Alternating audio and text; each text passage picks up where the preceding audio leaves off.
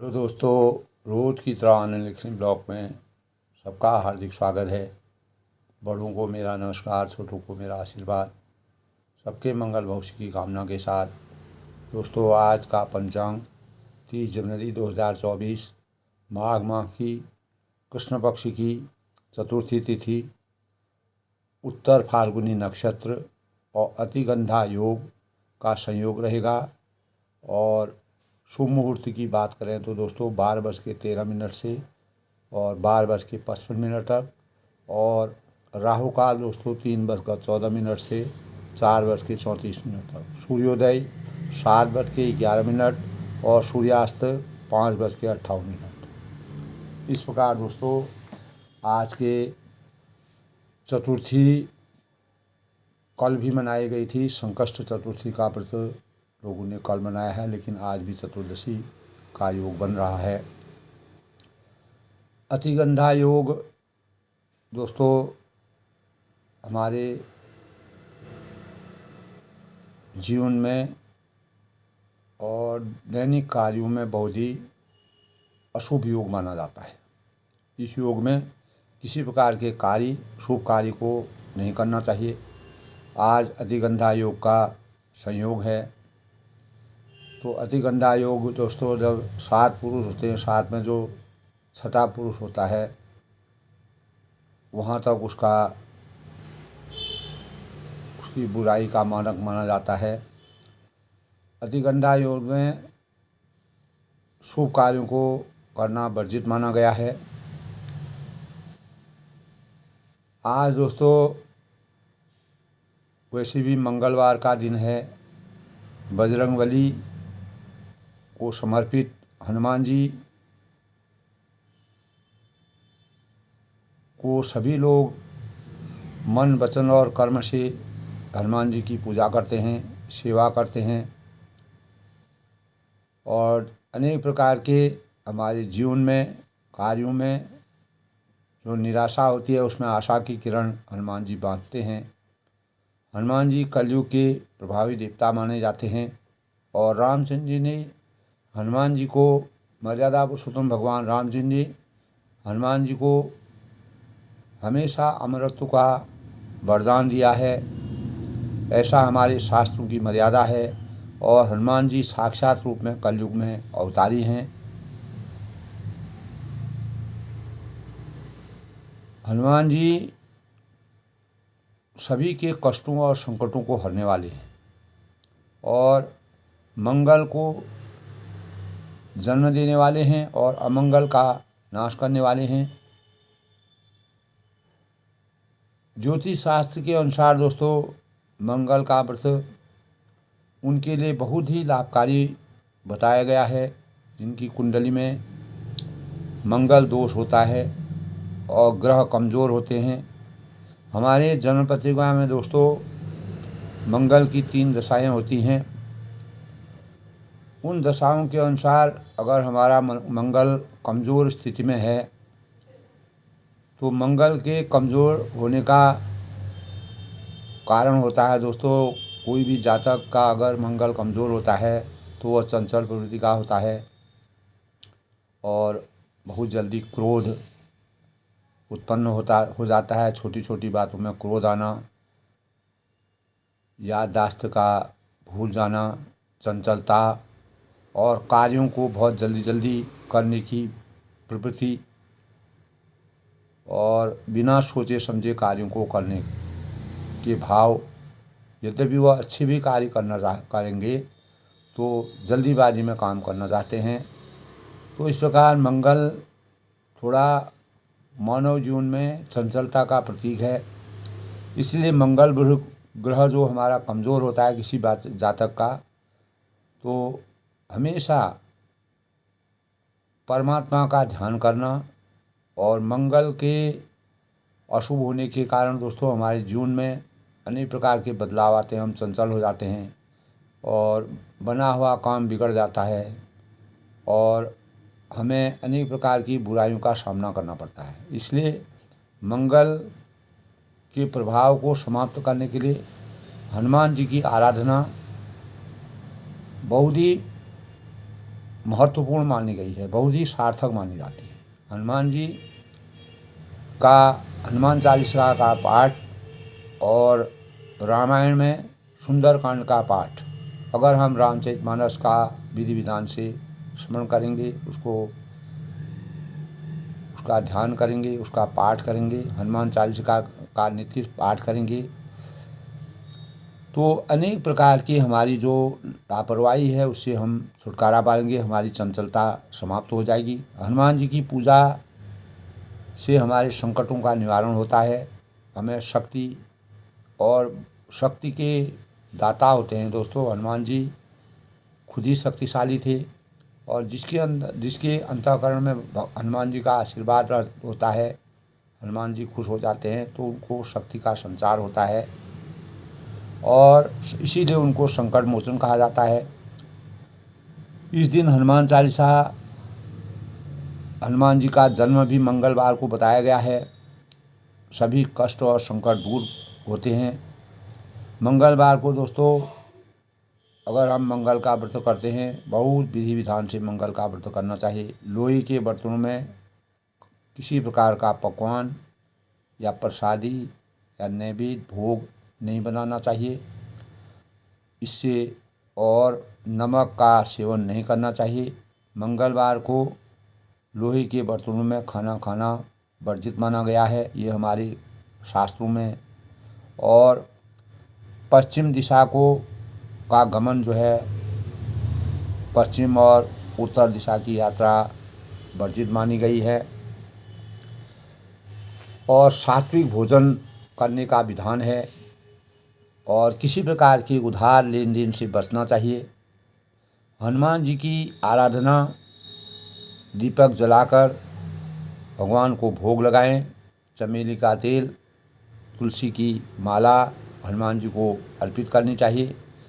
हनुमान चालीसा का पाठ और लड्डू, बेसन के लड्डू भगवान को भोग लगाने चाहिए। और ख़ास तौर से दोस्तों इस दिन अगर कोई रोज़ अपनी शेविंग बनाते हैं, दाढ़ी बनाते हैं, बाल काटते हैं, तो वो तो कोई बात नहीं, लेकिन कोई कभी कभी रोज़ तो बनाते हैं तो उनको मतलब मंगलवार को अपने शेविंग बनाने से मना करना चाहिए। नाखून भी नहीं काटने चाहिए, ये अशुभ माने जाते हैं।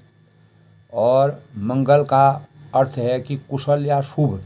मंगलवार को मंगल देव और हनुमान जी की पूजा करने का विधान है, विधि विधान से पूजा करनी चाहिए। इसीलिए हनुमान जी को कहा है दोस्तों, नासै रोग हरै सब पीरा, जबर निरंतर हनुमत बलबीरा। हनुमान दिव्य शक्ति की हनुमान जी को दिव्य शक्ति समाहित है और तब वह हनुमान जी मर्यादा पुरुषोत्तम भगवान राम जी की सानिध्य में हमेशा रहे हैं और उनको वह देव रूप में मानते हैं और आराध्य रूप में उन्होंने उनकी पूजा की थी। तब दोस्तों हनुमान जी अगर मंगलवार को प्रेम मगन कौशल्या निशिदिन ध्यान जात न जान, प्रेम मगन कौशल्या निशिदिन जात न जान, श्रुत सने बस माता बाल सरित कर समान कर गान, बाल सरित कर गान।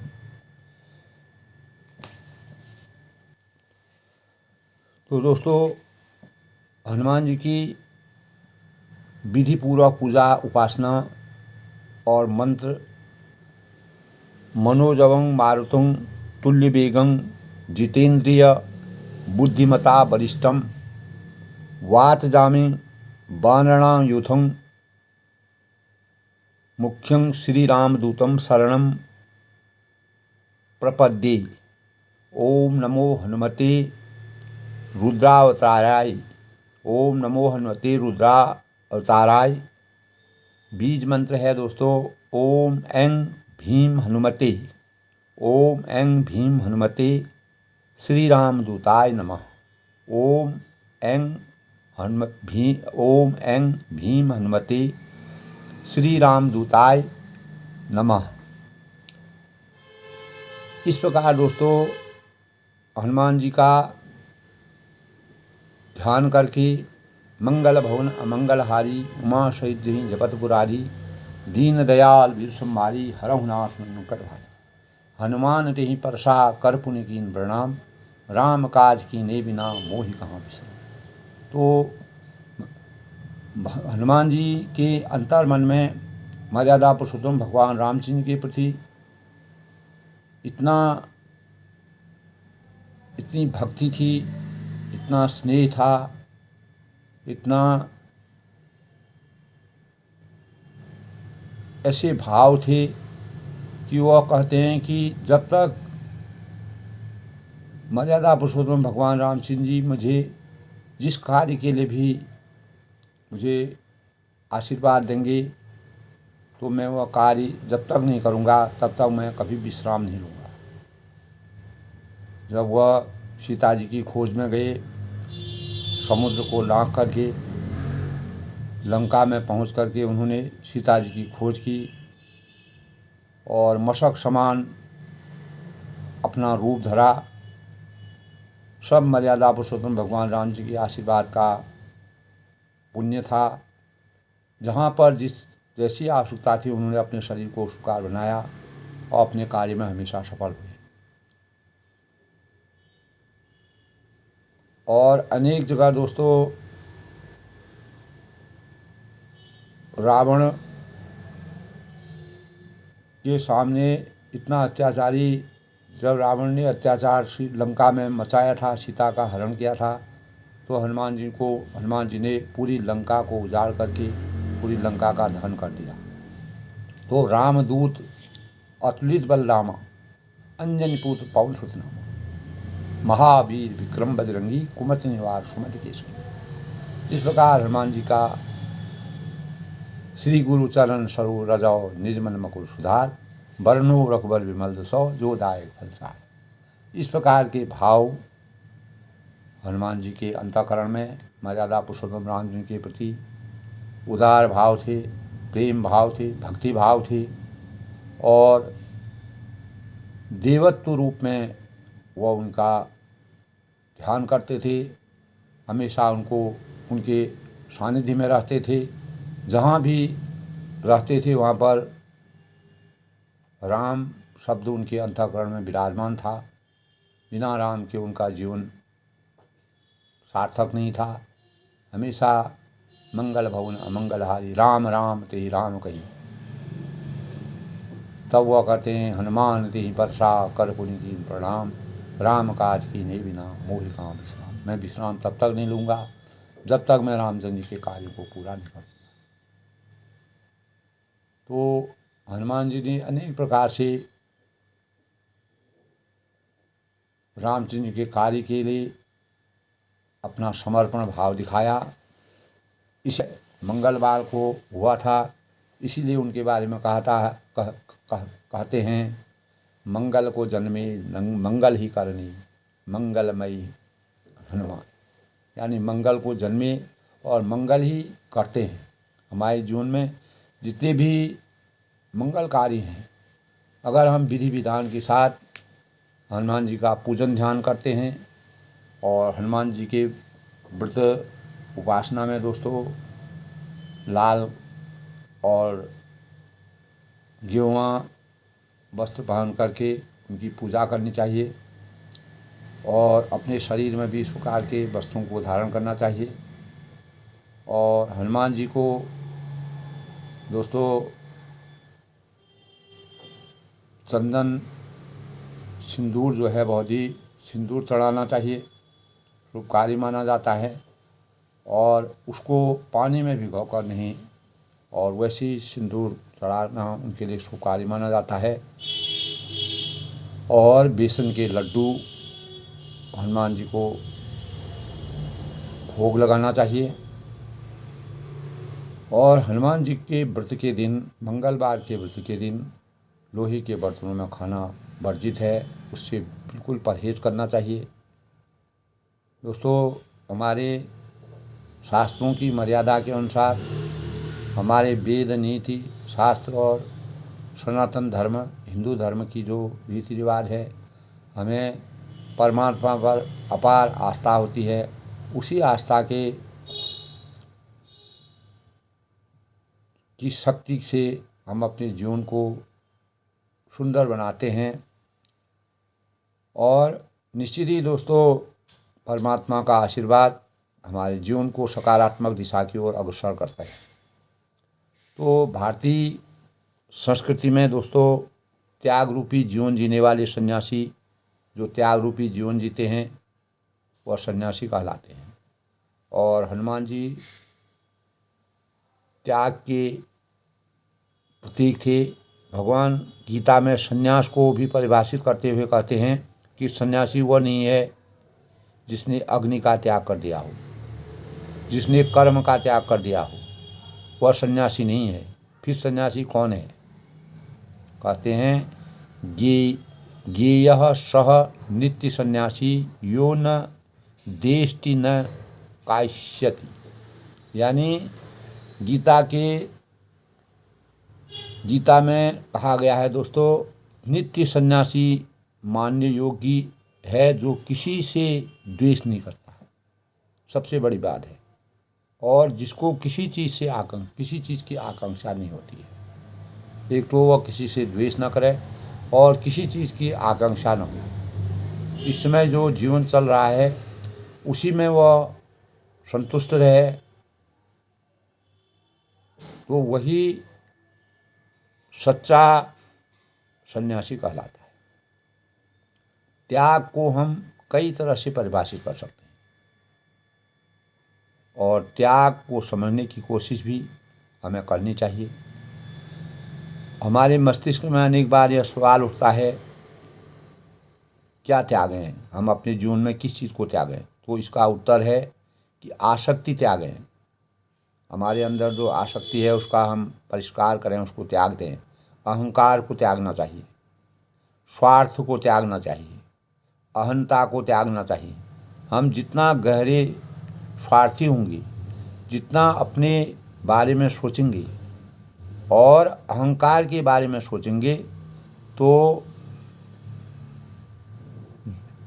चाहिए ये मेरा है, उतना ही हम ज़्यादा ये मेरा है, ये तेरा है, ऐसे भाव में अगर हम पिरो कर रहेंगे तो हमारे अंदर संकीर्णता के भाव उदय होंगे और हम कुछ कर नहीं सकते। हमारी संकीर्णता उसी भाव में बढ़ती जाएगी और हम कुछ कर नहीं सकते। हमारी संकीर्णता निरंतर लगातार बढ़ती जाएगी। अपेक्षाएं, महत्वाकांक्षाएं और इस संसार की मोह माया बंधन, ये सब जितना आप बढ़ाएंगे उतना ये हमारे जीवन को उतना रुग्ण कर देती है। हम कुछ कर नहीं सकते, हमारी संकीर्णता बढ़ती जाएगी। यानी हम इन भावों के कारण अपने जीवन को सिकुड़ने का जैसा आभास हमको होगा। हमारा चित्त अशुद्ध हो जाएगा, यानी आत्मा हमारी अशुद्ध हो जाएगी और हमारा व्यक्तित्व सिमटता चला जाएगा। अर्थात इसीलिए दोस्तों, कितना यह दोस्तों जितना सिमटेगा, पता नहीं कहाँ तक ये सिमट जाएगा। इसके सिमटने की कोई सीमा नहीं है, यानी ये अनवरत सिमटता रहेगा। जैसे जैसे हम आसक्ति का त्याग करते हैं, वैसे वैसे हमारा व्यक्तित्व व्यापक व विशाल हो जाएगा। निश्चित ही है, हमारा व्यक्तित्व अपने आप ही व्यापक हो जाता है। दोस्तों, जो सन्यासी लोग होते हैं, जो संसार के मोह माया से विरक्त होते हैं, अनेक प्रकार की महत्वाकांक्षाएं और आकांक्षाएं उनको नहीं होती हैं, तो उन लोगों का जीवन हमेशा भगवान की भक्ति में हमेशा लीन रहता है। इसी प्रकार हनुमान जी ने भी अपनी भक्ति को राममय बनाया था और रामचंद्र जी की शक्ति से ही वह ब्रह्म की शक्ति उनको प्राप्त हुई और सिद्धि की प्राप्ति की उन्होंने। तो दोस्तों, हमारे उपनिषद भी कहते हैं कि केवल त्याग से अमृत की प्राप्ति होती है। जिस प्रकार हनुमान जी को मर्यादा पुरुषोत्तम भगवान राम जी की अमृत की प्राप्ति हुई, जिसने त्यागना सीख लिया वह समझो कि अमृतपान करने लगा। जो त्याग के विपरीत चल रहा है वह समझो विषपान कर रहा है। क्योंकि विषपान इसीलिए कर रहा है क्योंकि पहली बात, संसार में कुछ भी पुण्य के बिना, तप के बिना नहीं मिलता है। जब हम पुण्य नहीं करेंगे, तप नहीं करेंगे, हमें किसी चीज़ की प्राप्ति नहीं होगी। और कुछ भी उठाएंगे और कुछ भी वस्तु के अनुरूप हमारा जो पुण्य है उसमें हमारा चला जाएगा, तो उससे हमारी यथार्थ पूंजी लुप्त होती जाएगी। इस संसार में दोस्तों रहकर व्यक्ति जिन चीज़ों का उपभोग करता है उसकी एक कीमत है। इसीलिए सांसारिक सुख भोग के अनुरूप व्यक्ति का उतना ही पुण्य, उतना ही तप क्षीण हो जाता है और कट जाता है। इतना सुख हमने भोगा और हमारा जो पुण्य था वह खप गया। यानी इस संसार में प्रकृति ने परमात्मा को एक प्रकार से, जिस प्रकार कंप्यूटर की रचना होती है, सब कुछ फीड कर रखा है, उसको व्यवस्थित कर रखा है।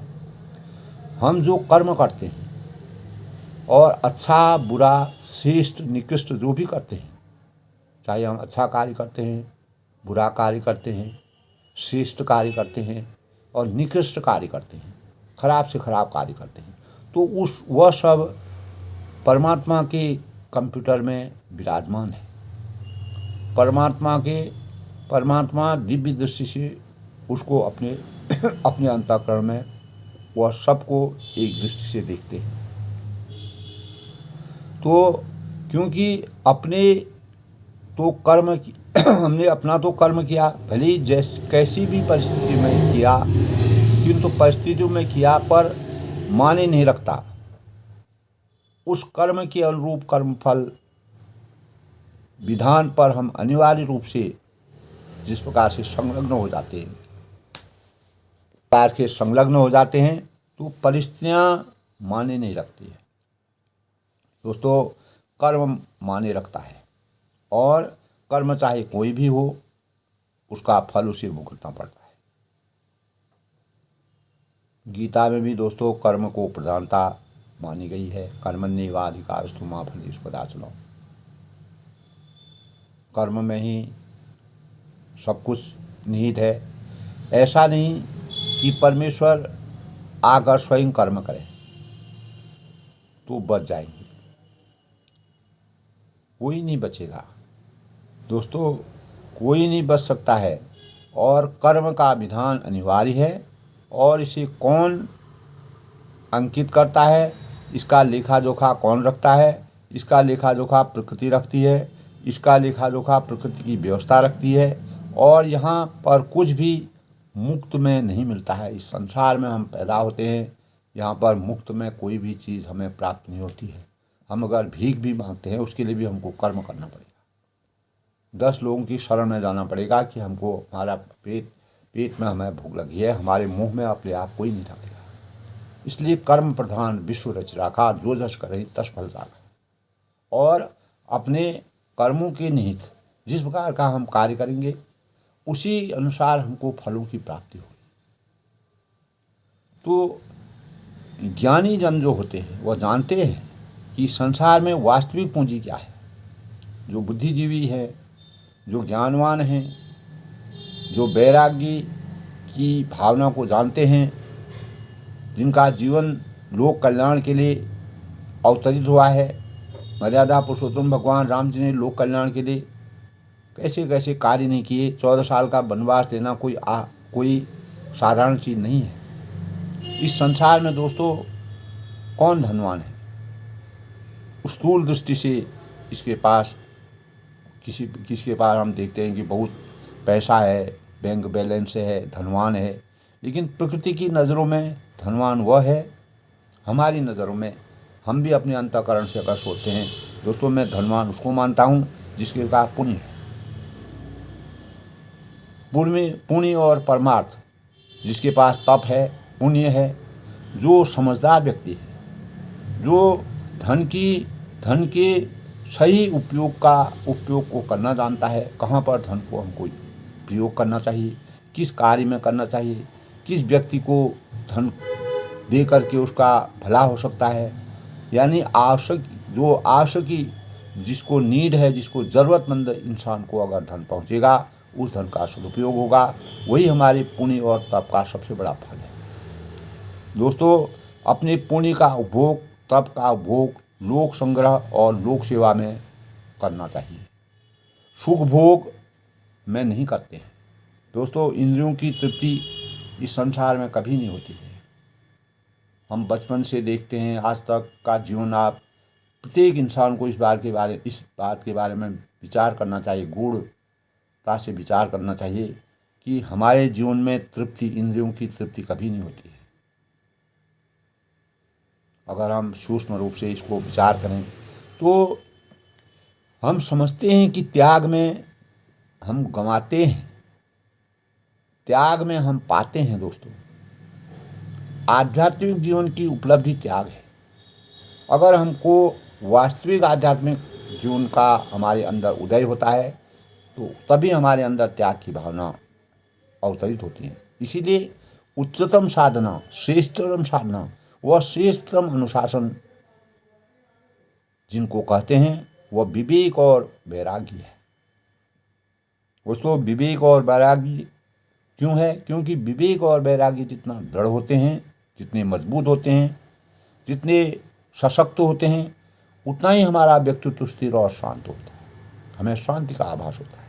इससे हमारे मन में, तन में स्थिरता आती है और शांति का संचार होता है।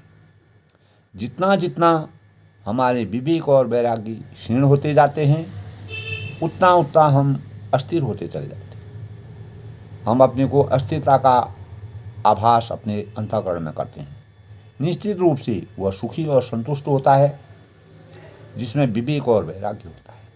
जिस इंसान में विवेक और वैराग्य होगा वह हमेशा कैसी भी परिस्थिति में संतुष्ट रहेगा। उस व्यक्ति को झूठ है, फरेब है, गलत कार्य है, अन्याय है, अत्याचार है, वह उसके नज़दीक कभी नहीं भटकेगा। उस प्रकार की भावना वाले व्यक्ति उसके आसपास नहीं गुजर सकते। और सिद्धांतवादी, जब हमारा विवेक जागता है, हमारा आध्यात्म जागता है, तो हमारे सिद्धांत पक्के हो जाते हैं। ये नहीं कि सिद्धांतों को छोड़ करके आदमी आज इधर लटका है, कल उधर रखा है तो थाली का बैगन हो जाता है। ये भाव हमारे अंतर्गत नहीं आते हैं। सिद्धांतों का, अगर हमें अपने सिद्धांतों का परिपालन स्वीकार करना है, तभी कहा है दोस्तों, रघुकुल रीत सदा चली आई, प्राण जाए पर वचन न जाए। आज के युग में ऐसे इंसान कहीं हैं? दोस्तों, आज तो ऐसा है, जहाँ स्वार्थ है वहाँ सब कुछ है। स्वार्थ लाग करें सब प्रीति। आज स्वार्थ की दुनिया है इस कलयुग में। दोस्तों, स्वार्थ के बिना कोई भी इंसान कार्य नहीं कर रहा है। इसीलिए हम अनेक पूजा पाठ करते हैं, अनेक दान करते हैं, पुण्य का उसका कोई फल नहीं प्राप्त होता है। हम वास्तविक तप और ज्ञान और विवेक की परिभाषा को नहीं समझ पाते और अपनी मर्यादा को उस अनुकूल नहीं बनाते। मर्यादा पुरुषोत्तम भगवान रामचंद्र जी को जब भरत जी वन में गए थे, वन में उनको लौटाने के लिए, अयोध्या को लौटने के लिए गए, लेकिन मर्यादा पुरुषोत्तम रामचंद्र जी क्या वापस हो गए? रघुकुल रीत सदा चली आई, प्राण जाए पर। जब तक उनको 14 वर्ष पूरा नहीं होगा, उनके पिताजी भले ही स्वर्गवास हो गए, जब तक वह अपने कार्य में अपने 14 साल का वनवास पूरी नहीं करेंगे, कोई भी चाहे ब्रह्म भी आ जाए उनको, वो खुद ही ब्रह्म है, उनको वापस नहीं करा सकता है। भरत की महिमा है। भरत जी ने अपना प्रयास किया, उन्होंने अनेक प्रकार से उनकी प्रयास किया, वो वन में आए, यही प्रकरण दोस्तों हमारा चल रहा है। तो हमारे जीवन में दोस्तों विवेक और वैरागी अगर हमारे क्षीण होते जाते हैं, उतना ही हम अस्थिर हो जाते हैं और निश्चित रूप से वह सुखी और संतुष्ट होता है, जिससे विवेक और वैरागी की अनुभूति हो जाती है। और जिससे विवेक और वैरागी होते हैं, रहीम दास ने एक जगह कहा है दोस्तों, गोधन गज धन बाज धनो और रतन धन खान, जब आवे संतोष धनो सब धन दूरी समान। तो इस प्रकार की चीज़ों को अगर हम समझेंगे, इसका हम अपने अंतःकरण से मनन करेंगे, इसके गूढ़ रहस्य को जानेंगे, तब उन्होंने कहा गोधन गज धन बाज धनो और रतन धन खान, जितने प्रकार के भी ये धन हैं, जब आवे संतोष धनो, जब हमारे अंतःकरण में संतोष रूपी धन का समावेश हो जाता है, तब ये गोधन गज धन बाज धनो, सब प्रकार की जो धन दौलत ऐश्वर्य है वो हमारे लिए व्यर्थ हो जाता है, उसका कोई अर्थ नहीं रहता है, वो धूल के समान हो जाते हैं, क्योंकि हमें संतोष रूपी धन की प्राप्ति हुई है। राम रूपी धन की अगर प्राप्ति हनुमान जी को हो गई थी, तो उनको क्या ज़रूरत है और धन। इसीलिए हनुमान जी की आसक्ति जो है मर्यादा पुरुषोत्तम रामचंद्र जी पर हुई। इस प्रकार दोस्तों मंगलवार का कैसे अपने जीवन को गोधन गज धन बाज धनो और रतन धन खान, जब आवे संतोष धनो सब धन दूरी समान। जब तक हमारे अंदर तप ज्ञान वैराग्य की भावना नहीं आएगी, तब तक हम अपने जीवन को सकारात्मक नहीं कर सकते। आज के प्रकरण में दोस्तों पूरा भरत जी को संशय है कि मर्यादा पुरुषोत्तम भगवान राम जी अयोध्या को लौटेंगे नहीं लौटेंगे। वही प्रसंग अभी आया भी था दोस्तों। तब उनके मन में, शरीर में अनेक प्रकार के भाव आते हैं और श्री रामचंद्र जी सब लोगों ने यही मंत्रणा की कि श्री रामचंद्र जी अब राजा हो जाएंगे और अयोध्या को लौटेंगे, वह राज करेंगे। सब लोगों ने प्रसन्नता का अनुभव किया और इसमें किसी व्यक्ति का कोई लाभ और हानि किसी को नहीं है। सभी रानियां जो हैं, जो दुखी थी, वह सुख का अनुभव करने लगी। राम लक्ष्मण वन में रहें और भरत यानी राम लक्ष्मण जो है अयोध्या को जाएं और भरत शत्रुघ्न जो है वन में रहें। भरत जी ने कहा था कि अगर मुझे जीवन भर, अगर रामचंद्र जी अयोध्या को लौट जाते हैं, अगर मुझे जीवन भर वन में भी रहना पड़े, तब भी मेरे लिए यह भी कम है, मैं उसको भी परिपूर्ण करूँगा। क्योंकि वह अनेक प्रकार से यानी राम लक्ष्मण वन में रहें या भरत शत्रुघ्न दो पुत्रों का वियोग तो रहेगा ही। जिस प्रकार राम लक्ष्मण का वियोग था, उस प्रकार भरत लक्ष्मण का भी वियोग तो रहेगा ही, लेकिन मर्यादा के अनुकूल होगा। लेकिन रामचंद्र के मन में दूसरी बात है। भरत जी तब कहने लगे कि मुनि ने जो कहा, ये बात वशिष्ठ जी ने सबको समझाया और तब भरत जी ने के अंतःकरण में पहले भी ज्ञान था। अगर वह लोभी होते, अगर उनको किसी चीज़ की महत्वाकांक्षा की आवश्यकता होती, अगर वह राम भक्ति में लीन नहीं होते, उनकी आस्था नहीं होती, तो वह वन में कभी नहीं आते। तो भरत जी ने कहा कि मुनि जी ने जो कहा और उनके करने से जगत के जीवों को उनकी इच्छित वस्तु देने का फल होगा, यानी जिसको जो ज़रूरत होती है उसको वह मिलेगा। 14 वर्ष की कोई अवधि नहीं होती है, उन्होंने कहा, और मैं जन्म भर वन में वास करूँगा और मेरे लिए इससे बढ़कर और कोई सुख नहीं होगा। यदि अयोध्या को लौट जाते हैं, अगर मुझे 14 साल का वनवास उनकी जगह मैं करूं, तो मुझे कोई भी प्रकार की मुझे अपार शांति और सुख का अनुभव होगा। तब श्री रामचंद्र जी और सीता जी के हृदय में भरत जी की जो अंतरात्मा थी, उनके बारे में जानने की उनकी शक्ति थी और सर्वत्र वह जानते थे, अंतर्यामी थे, तो वह सर्वत्र सुजान और सर्वज्ञ थे। और वह कहते हैं कि यदि आप यह सत्य कह रहे हैं तो हे नाथ, तब भरत जी ने कहा, आप सत्य कह रहे हैं कि हे नाथ, अपने वचनों को प्रमाण कीजिए कि अगर आप रामचंद्र जी को अयोध्या लौटा जाते हैं तो इससे बड़ा सुख हमारे लिए कुछ नहीं हो सकता। पूरे अयोध्यावासी अपार हर्ष का अनुभव करेंगे और उनके अनुसार ऐसी व्यवस्था आप कर दीजिए। तब उन्होंने गुरुवंद से ऐसा कहा। तो आगे क्या होता है दोस्तों, भरत वचन सुनी देख स्नेह, सभा सहित मुनि भई विदेह। भरत जी के वचन सुनकर, उनका प्रेम देखकर सारी सभा सहित जो मुनि वशिष्ठ जी विदेह हो गए, यानी किसी को अपने देह की सुधि नहीं हुई। भरत जी ने ऐसी प्रकार की बातें कही जो वास्तव में मर्यादा के अनुकूल थी और प्रेम और भक्ति से सनी हुई बातें थीं। तो भरत महिमा जल राशि, तब भरत जी महान महिमा समुद्र है, समुद्र के समान की महिमा अपार है। जिस प्रकार समुद्र इतना व्यापक फैला हुआ है, समुद्र का कोई इतना अपार छटा है दोस्तों, समुद्र इतना विशाल है कि उसकी महिमा का कुछ गुणगान नहीं गाया जाता है। तो मुनि मति थाड़ी तीर अभिलाषी, और मुनि की बुद्धि उसके तट पर अभिलाष स्त्री के समान हो। अर्थात जो समुद्र होता है, समुद्र के तट पर अगर कोई व्यक्ति खड़ा रहता है तो वह उतने बड़े समुद्र को देख करके वह एक अबला स्त्री के समान हो जाता है। तो इस प्रकार के भाव जो है भरत जी के अंतःकरण में विराजते हैं।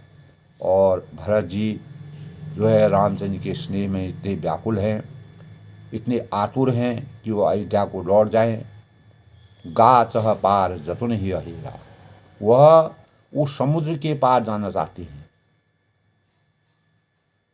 पावती नाव न बोहित बेरा, और इसके लिए उनके हृदय में उपाय भी ढूंढे। पर और करे इनको भरत बढ़ाई, पर उसे पार करने का साधन नाव जहाज का बेड़ा कुछ भी नहीं कर पाती। सरसी शिव की सिंधु समाई, और भरत जी बढ़ाई और कौन करेगा। तलैया की सीपी में ही कहीं समुद्र समा सकता है। यानी भरत जी का जो चित्रण है, जो उनकी महिमा है, उसका चित्रण हम कैसे कर सकते हैं। इस प्रकार के भाव तुलसीदास जी ने, यानी जो तलैया की जो सीप होती है, सबसे नीचे जो सीप रहती है, वह कहीं समुद्र में समा सकता है। भरत मुनि है मन भीतर भाई, तब मुनि वशिष्ठ की अंतरात्मा में भरत जी बहुत ही अच्छे लगे। भरत जी का चित्रण, उनकी स्वच्छता, पवित्रता और रामचंद्र के प्रति जो उनका मर्यादा के प्रति जो स्नेह था, वह उनके हृदय को, मुनि के हृदय को बहुत ही सुंदर लगी, अच्छी लगी। सहित समाज राम पही आई, और वे समाज सही श्री राम जी के पास आए। तब उनके पास आए तो क्या होता है दोस्तों, प्रभु प्रणाम करि दीन सुआसन। प्रभु श्री रामचंद्र जी ने प्रणाम कर उत्तम आसन वशिष्ठ जी को दिया, उनका आदर किया, सम्मान किया। ये भाव तब हो रहे हैं दोस्तों जब मर्यादा पुरुषोत्तम भगवान रामचंद्र जी, लक्ष्मण जी, सीता जी के पास भरत, शत्रुघ्न, माताएं, गुरुवंद, सारी प्रजा वन में उनके पास गए हैं। तब उन्होंने इस प्रकार के भाव रामचंद्र से थोड़ा अलग बात करके वशिष्ठ मुनि और भरत जी में इस प्रकार की वार्तालाप संवाद हुआ। उसी संवाद के परिणाम स्वरूप उन्होंने रामचंद्र को लौटाने का निर्णय लिया, और वशिष्ठ जी ने वही बात जो है भरत जी से कही। तब प्रभु प्रणाम कर दीन सुआसन, तब मर्यादा पुरुषोत्तम भगवान राम जी के सामने उसी विचार को लेकर के वो गए वशिष्ठ जी। उन्होंने उनका आदरपूर्वक सम्मान किया और उनको आसन दिया बैठने के लिए। बैठे सब सुनि मुनि अनुशासन, और सब लोग मुनि की आज्ञा सुनकर बैठ गए। आदर के साथ मुनि की जो आज्ञा थी, जो उनकी भाव थे, उनके बारे में उसको सुन रहे हैं। बोले मुनिवर वचन विचारी, तब मुनि श्रेष्ठ देश काल और अवसर के अनुसार, देश काल परिस्थिति के अनुसार जिस प्रकार अयोध्या की दशा थी, उस प्रकार की दशा को देख करके विचार करके वचन बोले। देह काल अवसर अनुसार अनुहारी, और सुनो राम सर्वज्ञ सुजान। तब उन्होंने कहा, हे सर्वज्ञ, हे सुजान, हे सच्चिदानंद भगवान रामचंद्र जी, सुनिए, धर्म नीति गुण ज्ञान निधान, यानी धर्म नीति गुण और ज्ञान के भंडार राम सुनिए। धर्म के और नीति के गुण और ज्ञान के भंडार हो। आप मेरी बातों को, मैं आदर के साथ आपका सम्मान करता हूँ, आप मेरी बातों को सुनिए। तब उन्होंने क्या कहा, सबके उर अंतर बसो, आप सबके हृदय के भीतर बसते हैं, आप सबके अंतरकरण में विराजमान रहते हैं। जानो भाव को भाव, और सबके भले बुरे भावों को आप अंतर्यामी हैं, आप जानते हैं। पूर्वजन जननी भरत हित, जिसमें पूर्ववासियों का और माताओं और भरत का हित हो, जिसमें पूरी प्रजा, अयोध्या की प्रजा, भरत जी और जो माताएं हैं, प्रजा है, सब लोग सुख का अनुभव करें, सो कही उपाय, वही उपाय आप बतलाइए। उसी उपाय को आप हमको बताइए, हम वही करते हैं। आप नीति को जानते हैं, धर्म के धुरंधर हैं, धर्म की रीति को जानते हैं। आरत कहन विचार न काहू, आर्त दुखी लोग कभी विचार कर नहीं कहते। शुद्ध जुआर ही आपन दाऊ, और जुआरी को अपना ही दांव सोचता है। जो जुआ खेलता है वह सोचता है कि मैंने जो दांव लगा दिया उससे मैं ही जीतूं और दूसरा इसको न जीते। तो सुनी मुनि बचन कहत रघुराऊ, नाथ तुम्हारे हाथ पकड़ो। ऐसे ही वचन सुनकर श्री रघुनाथ जी कहने लगे, हे नाथ, उपाय तो आप ही के हाथ में है। यह जो उपाय है, इसके आप कुलगुरु हैं, आप हमारे मान्य हैं, हमारे लिए देव हैं। आप ही इस बात की रचना को हमको बता सकते हैं। सब कर हित रुक रावली राखी, आपका रुख रखने में और आपकी आज्ञा को सत्य कहकर प्रसन्नतापूर्वक पालन करने में ही सबका हित है। आयसु की ये मुतित फिर भावी, प्रथम जो आयसु मोह कहूँ होई, पहले तो मुझे जो आज्ञा हो माथे मान करूँ शिक्षोई, मैं उसी शिक्षा की माथे पर चढ़ाकर उसी को सिरोधारी करूँ। आपकी जो आज्ञा होगी उसी के अनुसार मैं आगे चलूँगा। यानी सब कुछ उनके ऊपर समर्पित कर दिया। पुण्य जही कहा जस कहब गोसाई, सो तब भांति घटिन सेवकाई। फिर हे गोसाई, आप जिसको जैसा कहेंगे और सो सब भांति घटिन सेवकाई, और सब उसी तरह से सेवा में लग जाएंगे। आज्ञा पालन करेगा वही उस आज्ञा का पालन करेगा, क्योंकि हमारा गुरु ब्रह्मा गुरु विष्णु गुरुदेव महेश्वर गुरु साक्षात परब्रह्म तस्मै श्री। यह मर्यादा रघुकुल की जो रीति है, रघुकुल रीति सदा चले, उसी रीति के अनुसार हम चलेंगे। मुनि तब कहा, मुनि राम सत्य तुम भाषा। मुनि वशिष्ठ ने कहने लगे कि हे राम, तुमने सच कहा, यह भरत के प्रेम के विचार को नहीं रहने दिया। तेई तय करहूँ बहुर बहुरी, इसीलिए मैं बार बार कहता हूँ, भरत भगत बस भई मत मोरी। मेरी बुद्धि भरत की भक्ति के बस हो गई है। यानी भरत के अंतःकरण में जो भक्ति के भाव हैं, जो प्रेम भाव हैं, जिन भावों में वह इतने प्रेम बस हो गए हैं, मोरे जान भरत रुचि राखी, और मेरी सलाह में भरत रुचि रखकर जो कुछ किया जाएगा, जो की जाऊँ सो शुभ शिव साक्षी, यानी शिव जी साक्षी हैं, वह सब ही शुभ होगा। यानी जो भी आप कहेंगे भरत के अनुकूल और मेरे अनुकूल, जो भी बात आप भरत के अनुकूल कहेंगे वह शुभ होगा। उसमें हमको सुचिता होगी, उसी से अयोध्या का शासन सही चलेगा और मर्यादा की सही रचना होगी। भरत विनय सादर सुनियो। तब उन्होंने कहा, पहले भरत की विनती आदरपूर्वक सुन लीजिए। भरत जो कह रहे हैं उनकी विनती को आदर से सुनिए, करिए विचार बहु, और फिर उस पर विचार कीजिए। तब करब साधु मत लोक मत, तब साधु मत, साधु की जो आज्ञा होती है, लोक मत होता है जो सबके लिए, लोक मत सब समूह का जो लोक मत है, और राजनीति जो कहती है, धर्म की नीति जो राजनीति कहती है, और वेदों का जो निचोड़ है, करब साधु मत लोक मत, नप तनय निगम निचोड़, और वेदों का जो निचोड़ है, वेदों की मर्यादा सभी चीज़ उनके सामने रख दिया। एक तरफ से लोकमत है, साधु मत है, साधु की क्या आज्ञा होती है, लोकमत क्या होता है, लोगों की क्या अवधारणा है, राजनीति क्या कहती है और वेदों का निचोड़ क्या कहता है। इन सब चीज़ों को मर्यादा में रखते हुए, इन सब चीज़ों का निचोड़ प्राप्त करते हुए निकाल कर वैसा ही उसी के अनुसार वही भाव हमको करने हैं, उसी प्रकार से हमको कार्य करने हैं, उसी प्रकार से हमको मर्यादा को रचनी है, उसी प्रकार से जैसे भरत का हित हो इस प्रकार के कार्य करने हैं। दोस्तों, आज के प्रसंग में सबके मंगल भविष्य की कामना के साथ मर्यादा पुरुषोत्तम भगवान राम जी, भरत जी और वशिष्ठ जी आपस में असमंजस में हैं।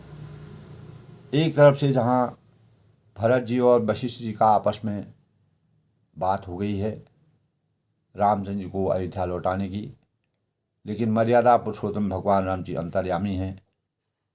उन्होंने वेदों की जो नीति है, मर्यादा की जो नीति है उसको रखा, राजनीति को रखा, लोकमत जो है सभी चीज़ों को आधार बनाते हुए क्या मुझे अयोध्या लौटना चाहिए, भरत कैसे खुश होंगे, वह सब गुरु जी के ऊपर बुरा रखा।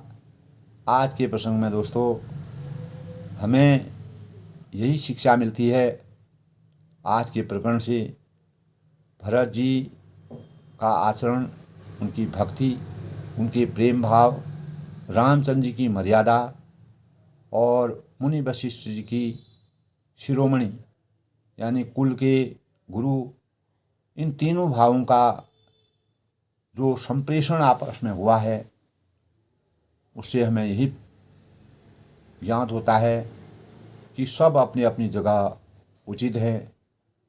अंत में वही आता है दोस्तों, हो वही सोई जो विधि रच राखा। अंत में होगा वही जो विधाता ने रचा होगा। अंतर्यामी भगवान रामचंद्र की मर्यादा जिस प्रकार से पूरी सृष्टि की रचना करके इस मर्यादा को आगे ले जाएंगे वही कार्य होगा। मर्यादा पुरुषोत्तम भगवान राम जी को भरत से किसी प्रकार का भी कोई अफसोस, कोई शिकायत या कोई इस प्रकार के भाव नहीं हैं। भरत ने अपनी नीति, मर्यादा, आचरण, चरित्र और निष्ठा और रघुकुल की रीति को हमेशा के लिए अमर रखने का कार्य किया है। वही भाव आज के प्रसंग में हैं।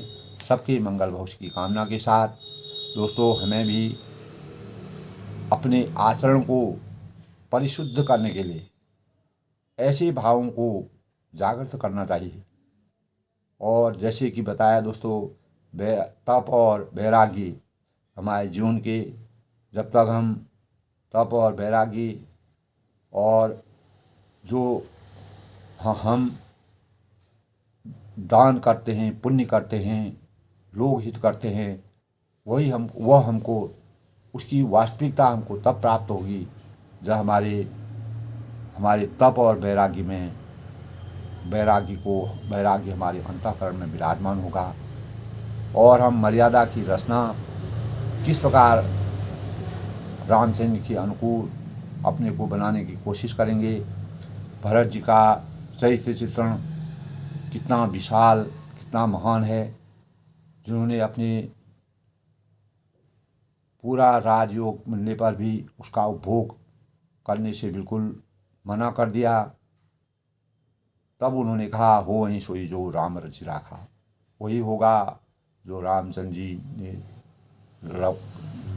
रचना की है, जो उनकी मर्यादा है।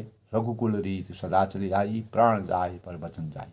रघुकुल की जो रीति है उसी के अनुकूल सब कार्य होगा, उसके विपरीत कोई भी कार्य नहीं होगा। सबका चरित्र चित्रण इतना उत्तम और मार्मिक तुलसीदास ने दर्शाया है, जो हमारे जीवन के लिए एक प्रसाद के रूप में हमें ग्रहण करना चाहिए। और इस प्रकार की बातों को अपने अंतःकरण में हमेशा विराजमान करके लोकहित के कार्यों के करने के लिए प्रेरणा लेनी चाहिए। सबको मेरा नमस्कार।